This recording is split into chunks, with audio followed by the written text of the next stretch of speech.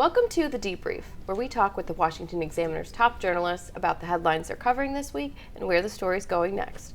I'm Sarah Westwood, and I'm here today with commentary editor Conn Carroll. And Conn, the liberal billionaire donor George Soros has backed the purchase of more than a dozen Hispanic language radio stations.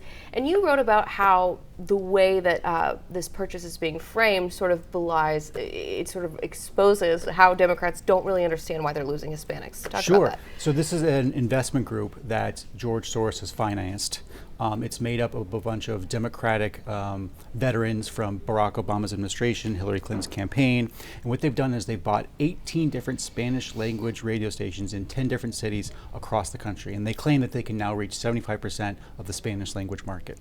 And then when you go into why they did this, they say that there's been a lot of disinformation in the Spanish community, and it is because, our Spanish-speaking community, and it is because of this disinformation that you're getting the bad results, more votes for Republicans within the Spanish language community, and they want to buy these radio stations so they can cut down on this disinformation. But the problem that Democrats are having with Hispanics, with Latinos, with Spanish speakers, is not disinformation. The problem is they have different values. And so the New York Times actually did this great story, actually about a year ago, where they went out and actually talked to Hispanic people who used to be Democrats, became Republicans, and asked them, why did you switch?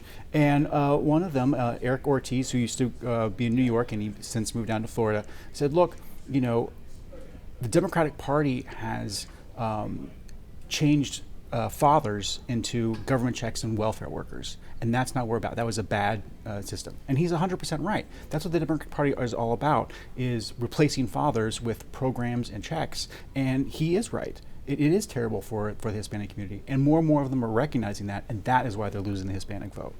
Are there any indications that Democrats are taking other steps in other areas, elected Democrats, to address this sort of erosion of Hispanic support, or are they still sort of keeping them in this box of voters who care about immigration and little else? Yeah, no, I mean, when you look at the primaries, down on the Texas border, you see that the Democratic Party is really pushing more progressive wing, a more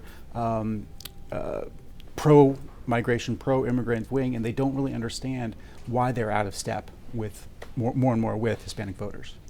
And finally, you guys wrote this week about a Biden administration policy that's sort of making funding for school lunches contingent on schools adopting these very liberal policies when it comes to LGBTQ instruction. Right. First of all, tell us about that policy, and then tell us about whether you expect there to be a backlash if this is just the Biden administration not learning its lesson on education. Sure. So there's no real connection between school lunches and LGBT policies, but this is a common tactic of the government. I forgot some letters, actually. I'm sorry, I'm not up to date on my letters.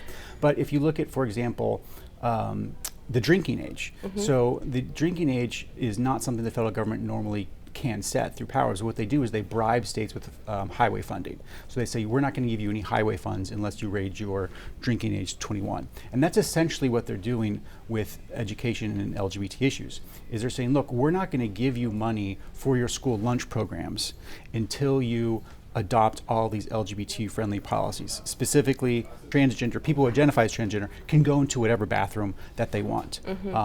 The Biden administration also wants to force teachers to use the preferred pronouns of their students. So even if a teacher, has some type of religious reason why they don't want to say that a man is a woman, or in this case, a boy is a girl, they are then forced to reaffirm that student's gender identity.